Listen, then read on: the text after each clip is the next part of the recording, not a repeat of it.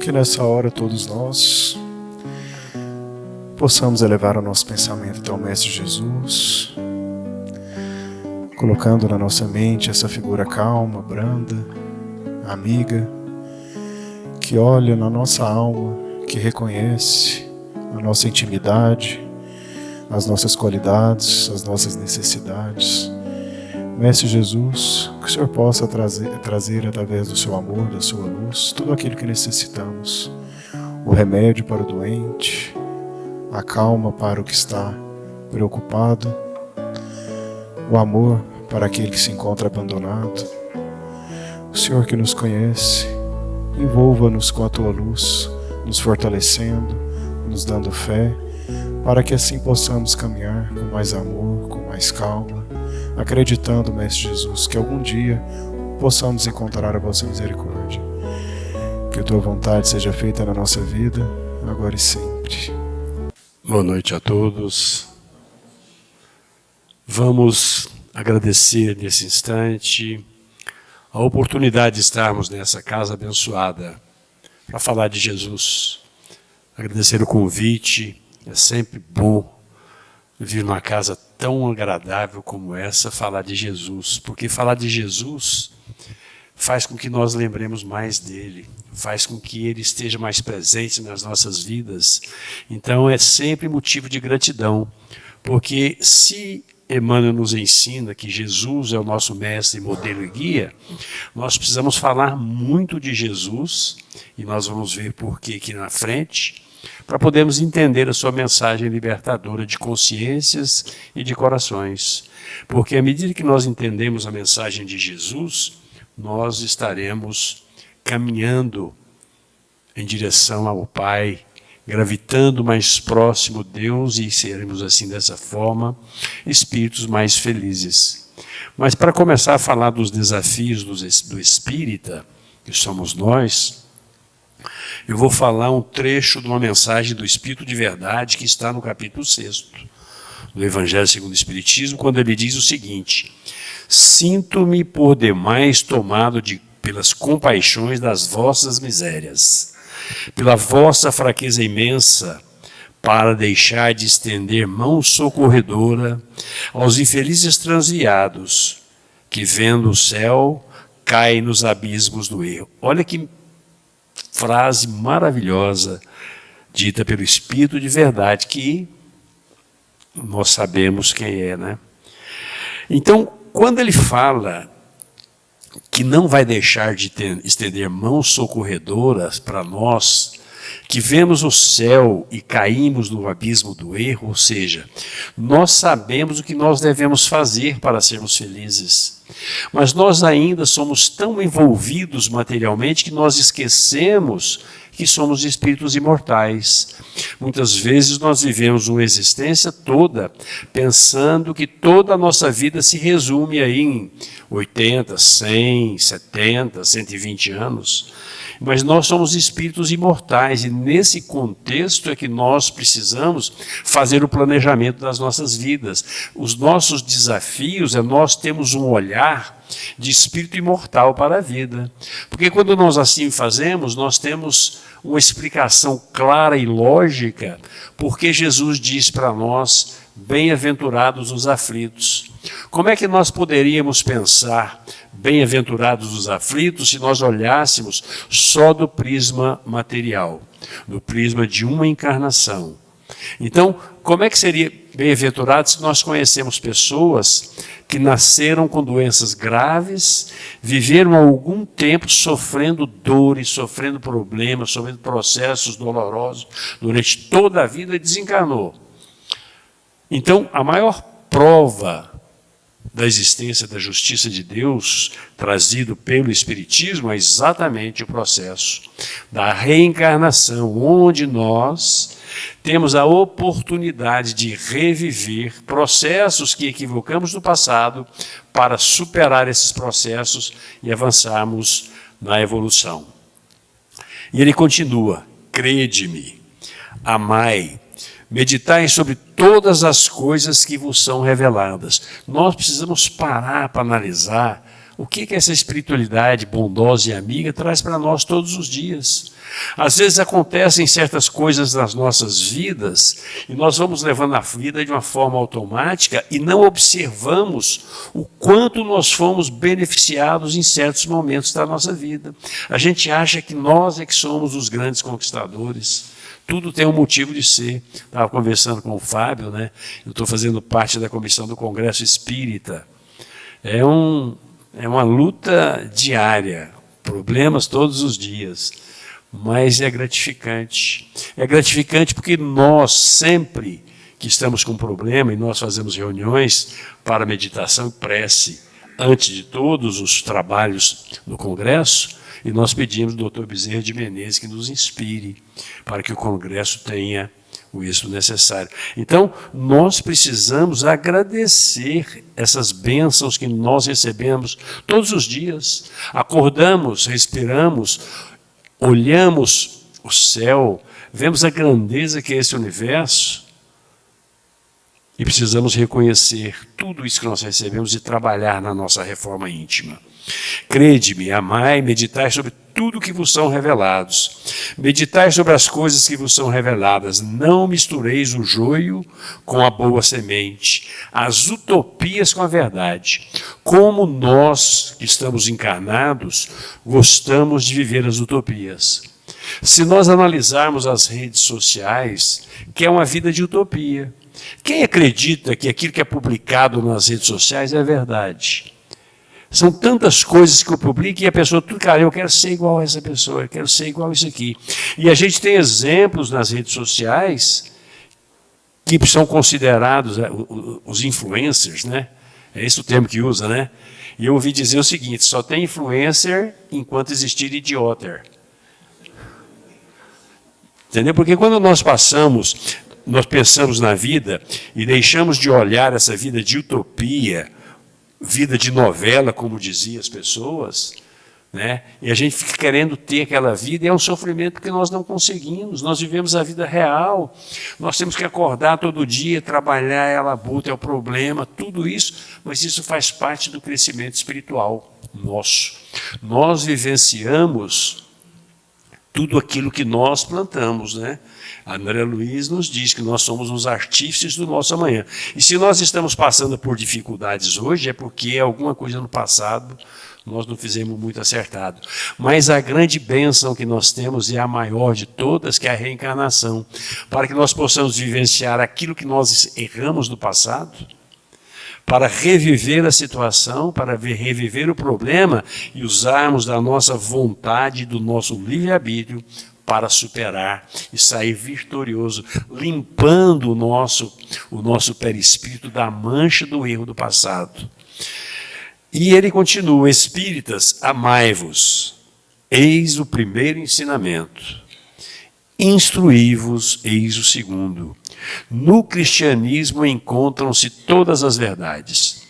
Todos nós que estamos encarnados nessa condição de espírito em evolução, nós não temos o conhecimento de toda a verdade. Se alguém tem aqui, levanta a mão e fala para mim que eu quero virar amigo dessa pessoa agora, porque está muito próximo de Jesus. Porque dos espíritos que encarnaram na Terra, apenas Jesus tinha o conhecimento total da verdade. Por isso que ele é o caminho, a verdade e a vida. E ninguém vai ao Pai senão por ele. Então, saber da verdade, nós precisamos conhecer Jesus. Nós precisamos estudar isso que o Espírito de Verdade fala aqui, ó. Nós precisamos meditar nas coisas que nos são reveladas.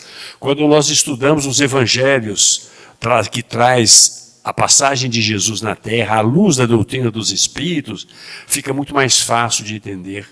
Quando nós pegamos, por exemplo, a coleção Fonte Viva de Emmanuel, que é o Pentateuco Fonte Viva, né? Caminho, Verdade e Vida, Fonte Viva, Pão Nosso, Vinhas de Luz, e um que eu esqueço sempre. Esses 5 livros trazem o quê?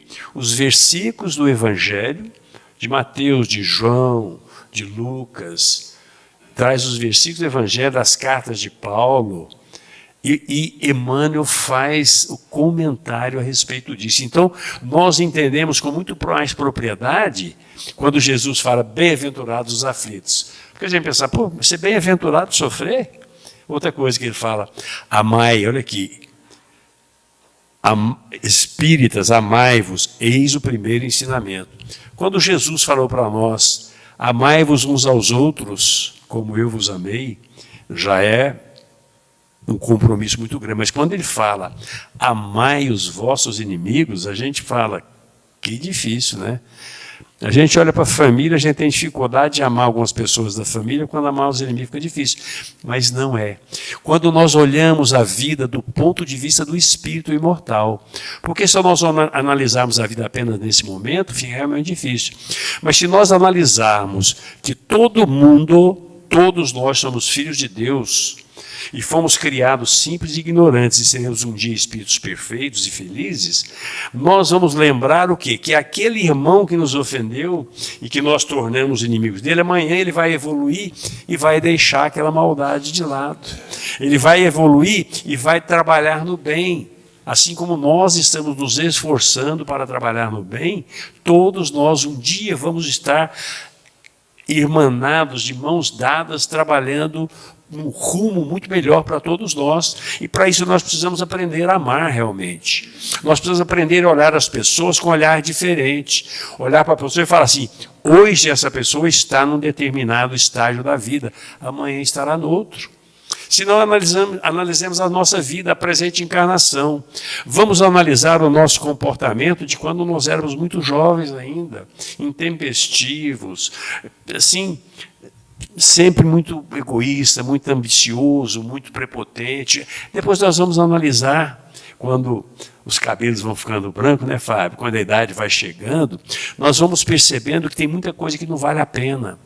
Quando nós temos problemas de divergência de ideia com as pessoas, isso é normal, porque cada um de nós nos encontramos num determinado nível de conhecimento. E as divergências de opinião a respeito de vários pontos, principalmente da matéria, existe sempre. E se nós não somos donos da verdade, por que nós devemos defender o nosso ponto de vista, se com o passar do tempo nós mudamos aquilo que nós acreditávamos no passado? À medida que nós vamos evoluindo, coisas que nós víamos como certas e corretas, nós mudamos. Vamos analisar, por exemplo, Paulo de Tarso, que era Saulo antes de se converter. Ele acreditava no judaísmo, ele acreditava em Moisés. E ele acreditava que Jesus, o cristianismo, veio para destruir Moisés. E Jesus fala, eu não vim destruir a lei, eu vim dar cumprimento à lei. Mas ele acreditava nisso porque ele era judeu arraigado e acreditava no que Moisés dizia. E ele perseguia os cristãos com toda a força do seu poder, do seu conhecimento. Quando Jesus aparece para ele nas portas de Damasco, ele se converte ao cristianismo. De um dia para o outro ele se converteu ao cristianismo, quando ele viu Jesus, não como aquele carpinteiro simples, mas Jesus, espírito imortal, Jesus, o governador do nosso orbe, o espírito crístico, que criou esse planeta Terra há 4,5 bilhões de anos atrás. Paulo se converteu e deixou de perseguidor, passou a ser perseguido. Por quê? Ele teve uma nova condição, um novo aprendizado. Antes ele acreditava na lei de Italião, olho por olho, dente por dente. Se fala alguma coisa contra o que eu penso, eu vou revidar. E quando ele aprendeu os ensinamentos de Jesus, ele teve uma nova opção, ele mudou a postura dele. Quando ele chegou na casa do caminho, o pessoal, será que esse é aquele que perseguia a gente mesmo? O pessoal não acreditou muito na mudança dele. Olha como são as coisas. As pessoas mudam e nós não percebemos. As pessoas evoluem e nós não percebemos. Então nós precisamos acreditar que os reajustamentos haverá de se realizar de uma forma ou de outra, que nós possamos dar o primeiro passo. Mas nós sabemos o como é difícil nos reajustar com o inimigo. Até muitas vezes porque nós não temos nem acesso a essa pessoa, porque ela é tão às vezes assim. Mas sabe o que eu aprendi com um amigo meu? Quando a gente analisa que precisa se reconciliar com alguém, nós vamos pedir, fazer uma oração e pedir que o nosso mentor espiritual, o nosso anjo da guarda, converse com o mentor espiritual dele, o anjo da guarda dele, para que possa intuí-lo como o nosso nos intui, para que haja aquela quebra de ódio, aquela quebra de desejo de vingança e começa a haver mais pensamentos de fraternidade nos relacionamentos. E é o olhar do ponto de vista de espírito imortal. E lá no capítulo 11º, tem uma mensagem de Lázaro, datada de 1862, da cidade de Paris, que fala a lei de amor. Olha que maravilha que é amar. Olha o que ele diz para nós. O amor resume a doutrina de Jesus inteira, visto que esse é o sentimento por excelência e os sentimentos são os instintos elevados à altura do progresso feito. Então nós precisamos aprender a amar indistintamente, mas nós temos dificuldade de amar dentro de casa às vezes. A gente vê problemas complexos entre pais e filhos. Por quê? São problemas graves do passado, né? E nasce por reajustamento. E é a hora de você aproveitar o momento para o reajustamento. E muitas vezes a pessoa abandona a oportunidade. E vai voltar em outra encarnação, às vezes em circunstâncias não tão agradáveis, para que o reajustamento exista. Porque a justiça de Deus vai ser realizada. E Jesus trouxe no Evangelho para nós a lei moral. A lei moral, porque na vida de Jesus, são 5 temas que são discutidos nas escolas religiosas, né? As curas de Jesus, os milagres, as predições, a vida de Jesus, a lei moral e todas as outras, os outros assuntos da vida de Jesus, a respeito do nascimento de Jesus, é motivo de discórdia entre as várias escolas religiosas. Mas uma, que é a lei moral, essa não tem. Todas as escolas religiosas concordam com ela. O espiritismo, o catolicismo, os evangélicos, todos concordam com o ensinamento moral trazido por Jesus. E olha o que Leon Denis nos diz no livro Depois da Morte a respeito dessa lei moral. A posse e a compreensão da lei moral é o que há de mais necessário e mais precioso para a alma. E onde está a lei moral na doutrina dos espíritos? Alguém sabe responder? Fábio não vale. Está no Evangelho segundo o Espiritismo. Está na introdução do Evangelho. É lá que fala. Neste livro eu vou tratar, Allan Kardec fala, nesse livro nós vamos tratar apenas da moral trazida pelo Cristo. Não vamos falar dos milagres, das predições, não vamos falar nada disso, só da lei moral, porque isso é a concordância de todo mundo. Então, é o que há de mais necessário e precioso para a alma. A alma somos nós, espíritos encarnados. E se nós queremos evoluir, se nós queremos progredir, nós precisamos conhecer essa lei moral. E essa lei moral está no Evangelho segundo o Espiritismo. Vamos estudá-lo com carinho, vamos ler e refletir com carinho sobre o Evangelho.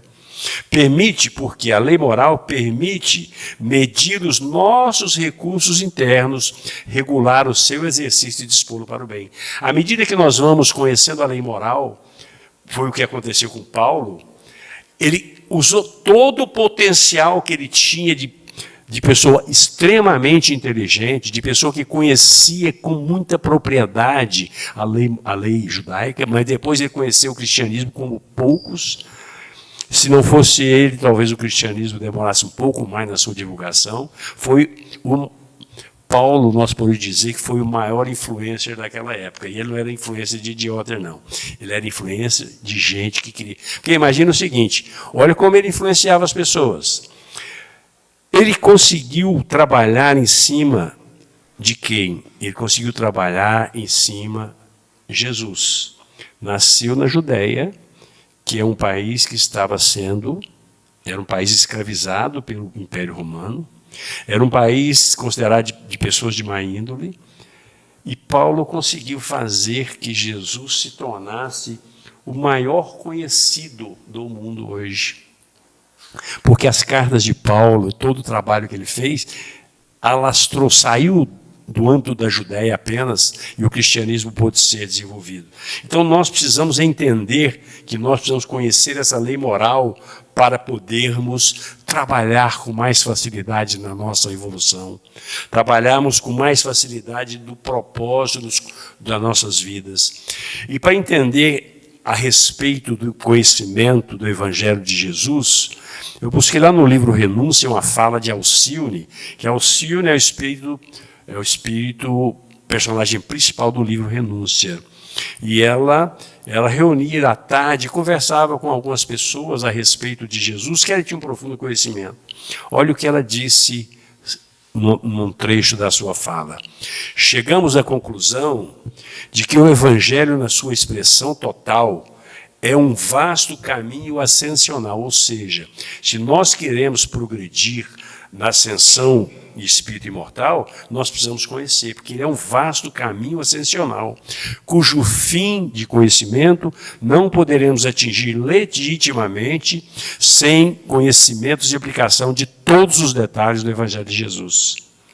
Muitos estudiosos, isso a gente vê dentro da casa espírita, viu gente? Muitos estudiosos presumem haver alcançado o termo da lição do mestre, ou seja, ter conhecido, ter terminado, alcançado o término das lições do mestre, com a simples leitura vagamente raciocinada. Isso, contudo, é um grave erro. A mensagem do Cristo precisa ser conhecida, precisa ser meditada, precisa ser sentida e precisa ser vivida. Nós precisamos muito mais do que conhecer, nós precisamos nos converter ao cristianismo, porque muitas vezes nós conhecemos o cristianismo. Se nós conhecemos, nós vamos saber que Jesus falou que o maior mandamento de todos é o amor. Nós precisamos aprender a amar, e nós temos dificuldade de amar até nós mesmos. Nós não nos perdoamos, nós não perdoamos os nossos parceiros de caminhada. Então, nós precisamos conhecer essa mensagem. E no capítulo 66 do Livro da Esperança, numa mensagem de Emmanuel, ele fala para nós sobre o espírita. Olha o que ele fala do espírita para nós.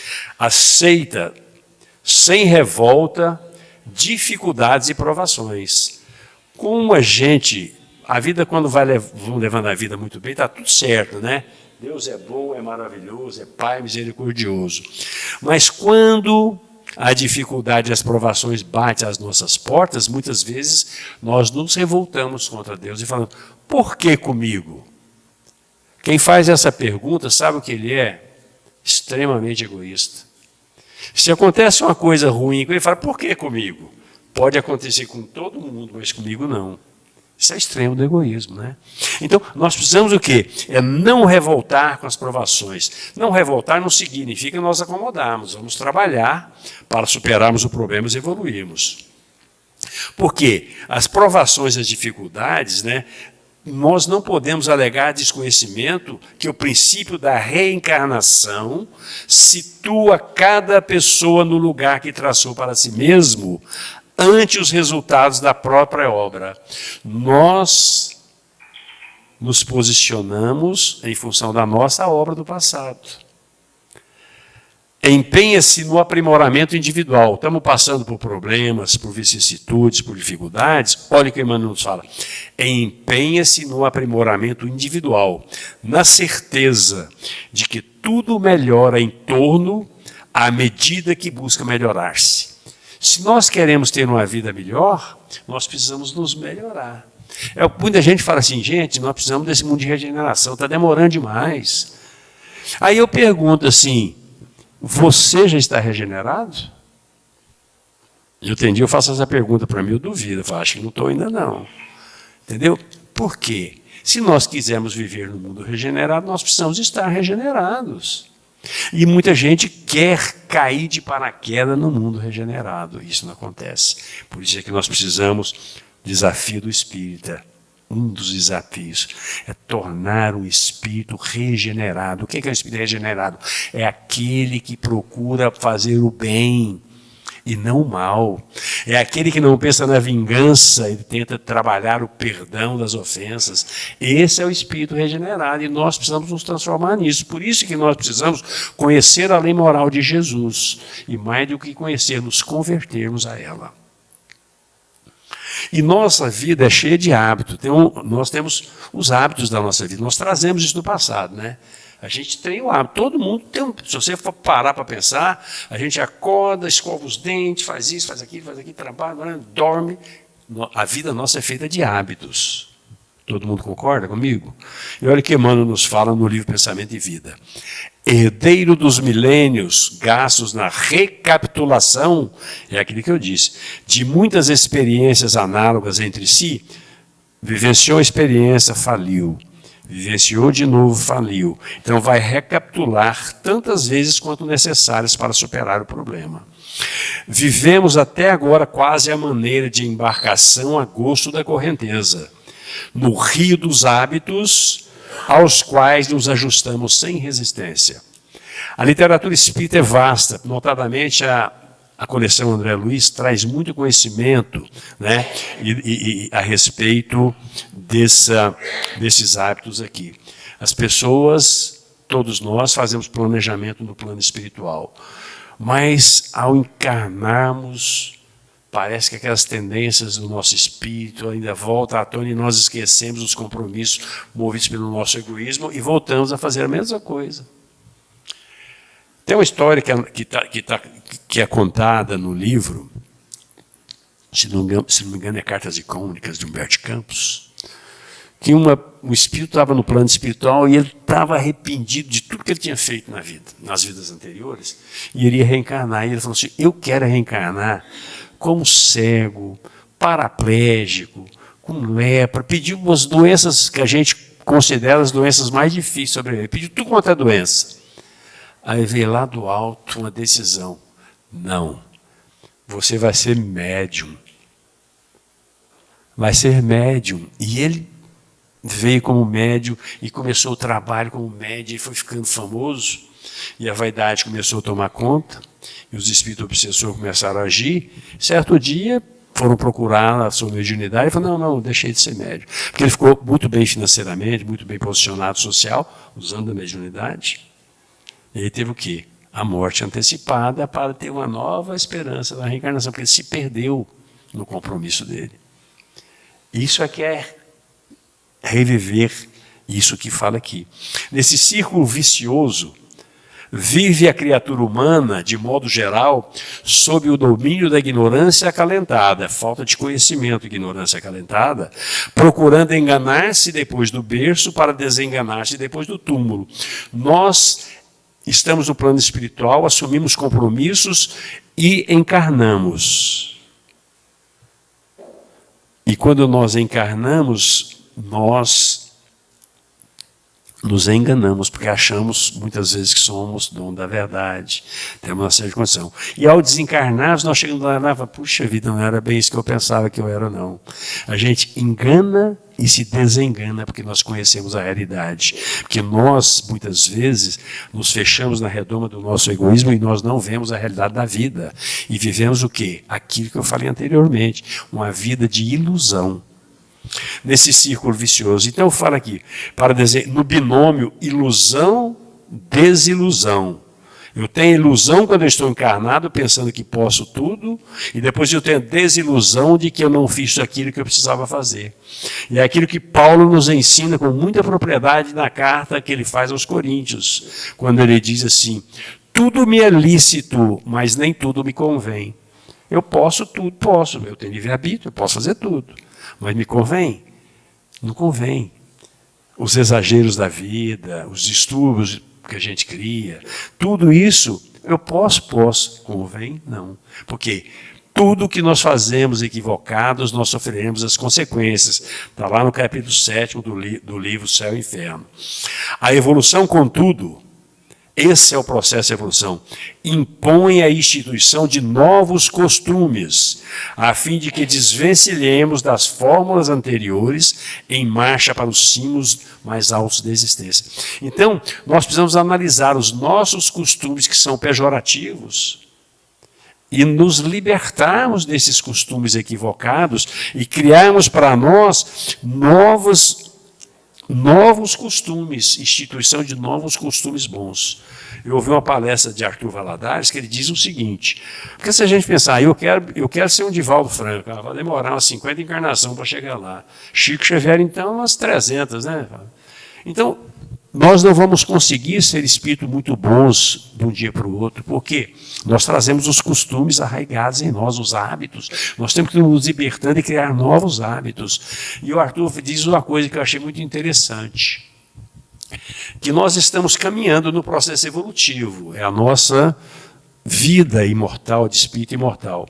Se nós mudarmos apenas 1 grau na direção do bem, se nós começarmos a fazer o bem pequenininho, 1 grau, imagine 1 grau que eu vou caminhando durante 10 anos, o tanto que eu já mudei para o bem. Imagine 1 grau de trabalho cada vez mais assíduo no bem durante 1 encarnação, 2 encarnações, 5 encarnações. É o processo que nós temos para a nossa evolução. É analisarmos as nossas imperfeições e mudarmos 1 grau no rumo do bem para nos libertarmos dessas imperfeições. Então é isso que nós precisamos fazer. É por esse motivo que vemos no Cristo divino o marco da renovação humana. Todo um programa de transformação visceral do espírito. Eu tenho quanto tempo ainda? 10 minutos? Então nós precisamos, Jesus é para nós um marco de renovação. Ele é o nosso modelo e guia. E para isso nós vamos precisar fazer uma transformação visceral no nosso espírito imortal. Não é transformação no nosso corpo físico, é no nosso espírito. Porque o nosso corpo é reflexo do nosso espírito. E à medida que nós vamos melhorando para o bem, o nosso corpo também vai ficando mais saudável. Sem violência de qualquer natureza, altera os padrões da moda moral em que a Terra vivia há numerosos milênios. A tradição contra o uso da condenação metódica oferece o perdão. A tradição de raça opõe o fundamento da fraternidade legítima. No abandono da tristeza e do desânimo das horas difíceis, traz a noção das bem-aventuranças ensinadas pelo Jesus, eternas para os aflitos que sabem esperar e para os justos que sabem sofrer. Toda a passagem do Senhor entre os homens, desde a manjedoura, que estabelece o hábito da simplicidade, até a cruz afrontosa, que cria o hábito da serenidade e da paciência, com certeza da ressurreição para a vida eterna, o apostolado de Jesus é um resplendente conjunto de reflexos do caminho celestial para a redenção do caminho humano. É por isso que nós precisamos conhecer o Evangelho, que é os ensinamentos de Jesus, para nos fortalecermos, para trilharmos esse caminho evolutivo. E na agenda cristã tem um ensinamento de André Luiz fantástico, que fala como nós vamos agir com Jesus. Olha que maravilha, é uma sequência de aprendizado, né? A renúncia será um privilégio para você, quando você está com Jesus. O sofrimento glorificará a sua vida. A prova dilatará os seus poderes de espírito imortal. O sacrifício sublimará seus impulsos. A enfermidade do corpo será remédio salutar para a tua alma. O mal convocará o teu espírito à prática do bem. O ódio desafiará o coração ao testemunho de amor. Então, nós vivenciamos isso aqui todos os dias. Precisamos não só conhecer, mas nos converter ao cristianismo para praticar isso, lembrar de Jesus. E lembrar que a Terra, com seus contrastes e renovações incessantes, representa a bendita escola de aprimoramento individual, em cujas lições purificadoras deixará você o egoísmo para sempre esmagado. Se nós formos observar todos os males das nossas vidas, isso está lá no Livro dos Espíritos, nós vamos ver que na sua origem está o egoísmo. E é por isso que essa escola maravilhosa, purificando o nosso espírito imortal, nós vamos deixar o egoísmo esmagado em nossas vidas. E diz André Luiz no livro Evolução em Dois Mundos, desde as eras recuadas em que o espírito humano, iluminado pela razão, quando nós somos dotados de razão e nos transformamos em espíritos, foi chamado pelos princípios da lei divina a renunciar ao egoísmo, à crueldade, à ignorância e ao crime, rebelando-se, no entanto, em grande maioria, contra as sagradas convocações e livres para escolher o próprio destino, as criaturas se perdem na vida. Então, vamos lembrar que a justiça divina nos pede que nós renunciemos ao nosso egoísmo. Conhecer, por isso nós precisamos estudar, instruirmos. Conhecer é patrocinar a libertação de nós mesmos, colocando-nos a caminho de novos horizontes da vida. Quem conhece mais, tem mais opção de escolha. À medida que eu vou ampliando meus conhecimentos, eu tenho mais condições de escolha. Corre-nos, pois, o dever de estudar sempre, escolhendo o melhor, para que as nossas ideias e exemplos reflitam as ideias e os exemplos dos paladinos da luz. Vamos buscar a boa leitura dos paladinos da luz. Vemos assim que a vida real nasce e evolui no Espírito Eterno e não depende das aparências para projetar-se no rumo da perfeição. Jesus, que é o nosso modelo e guia, segue à frente de todos nós. Se você deseja acertar, basta apenas segui-lo. Sigamos, pois, André Luiz. Meus irmãos, esse é o convite que eu faço a todos vocês hoje, nessa noite maravilhosa dessa casa abençoada. Vamos conhecer Jesus com muito carinho.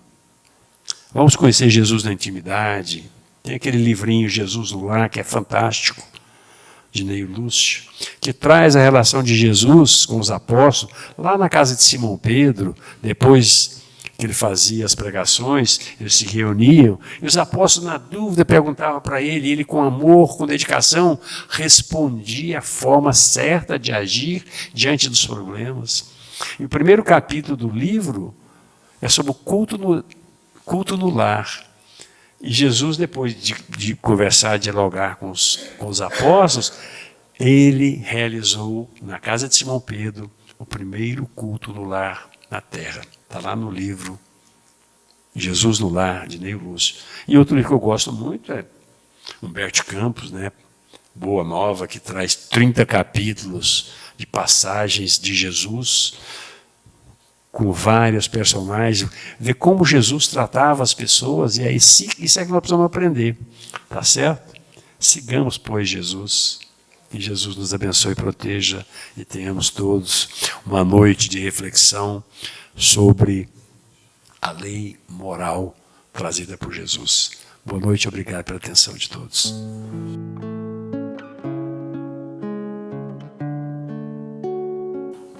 Mestre amado Jesus, bendito pastor de todos nós, na vida eterna, na vida espiritual. Nós te agradecemos por esta oportunidade, por esses ensinamentos tão benéficos que o nosso irmão nos relembrou neste dia. Nós te pedimos, Senhor, que cure as nossas dores, que olhe o nosso espírito, que olhe a nossa condição e tolere as nossas faltas, as nossas distrações diante da lei maior que é a lei divina que o Senhor nos trouxe.